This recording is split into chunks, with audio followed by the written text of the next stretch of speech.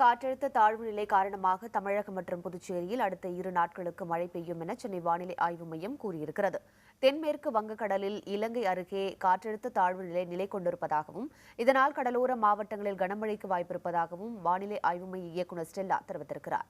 தமிழகத்தில் கடந்த 24 மணி நேரத்தில் அதிகபட்சமாக நெல்லை மாவட்டம் மணிமுத்தாறில் 9 சென்டிமீட்டர் மழை பதிவாகியிருப்பதாகவும் நாங்குநேரி, ஒட்டப்பிடாரம், ஸ்ரீவைகுண்டம் ஆகிய பகுதிகளில் தலா 7 சென்டிமீட்டர் மழை பெய்திருப்பதாகவும் வானிலை ஆய்வு மையம் தெரிவித்துள்ளது.